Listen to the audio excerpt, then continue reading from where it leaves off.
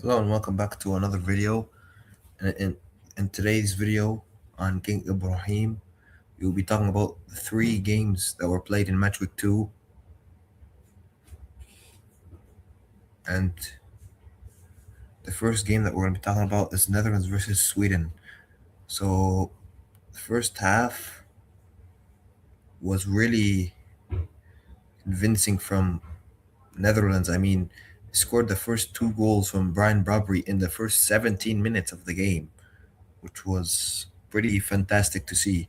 They went 2-0 up defend and had more of the ball, more expected goals than Sweden as well, and more shots as you can see here, as well as more touches.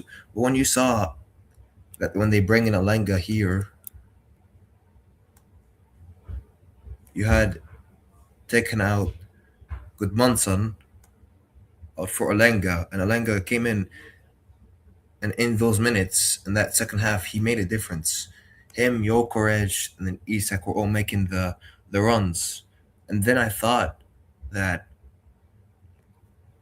Sweden became better. But then that first goal went in before they put in Alenga, the Gakpo goal where he cuts in and scores, and then Gakpo scored another one on top of that to make it 3-0 before Sweden even scored the first, which Alenga scored the first eventually in the 59th minute, which gave it a little bit of a relaxing thing. Maybe they could get back into it. And it was edging and edging and edging more on, and then Somerville knocks it in and into the net. Great finish by Somerville, as usual. He's been amazing so far, and then that puts it to bed. That puts the game to bed, and really, I have to credit Ronald Koeman for his tactical approach of this game. And Verbruggen, man, he was all over the place. He was getting the ball out, clearing it in, out, punching it. He was doing what he would had to do, and Dumfries had a very nice game. He was overlapping very well, getting the two passes and two assists. And Gakpo had a really good game and robbery. And now we're gonna talk about Germany and Ivory Coast. Now this game was one of, if not the best games that I've seen in the World Cup. The way that this build up, the way everything had happened in this game. It was absolutely incredible to watch this game. And if you missed it, I feel really bad for you. That first half was really Cote d'Ivoire at their peak. They would take less possession of the ball. They had less shots as well, but they converted them from Kessier. And you really thought that Ivory Coast would hold on to this lead, defend, find something else, and maybe try to find even another goal to secure the lead and secure the win, maybe. But when it was edging on and on and on, I was saying to myself, what if they put an Undav? And they did. They put an Undav.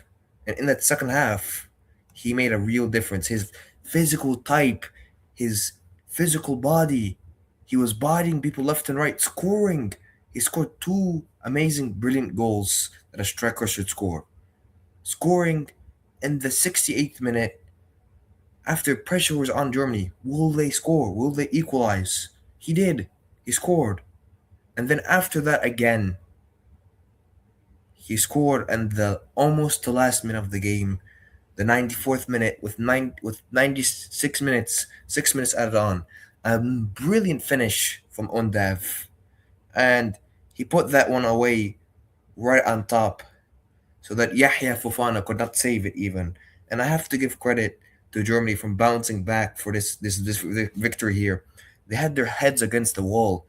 They couldn't really get it, but they put the nail in the coffin. And another player I have to give a shout out to when I was watching the game was Musiala and Nemechka. Nemechka had an excellent, excellent game in that midfield, like he did against Curacao as well. And overall, I mean, Germany, they are a scary team. One of those teams that you do not want to verse in the round of 32, which is not expanded now. And final game that we will talk about is Ecuador versus Curacao. Now, this game was very, very hyped up at first, think that Ecuador could do something.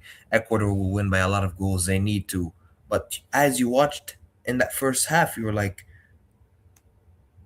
Ecuador keeps trying to score, but they cannot. Curacao didn't look scary at all. But I have to say something. The goalie of Curacao really had a heck of a game.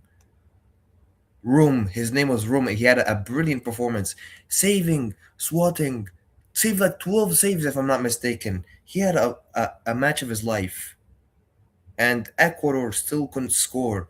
And then in that second half, they were trying to still push, still go on.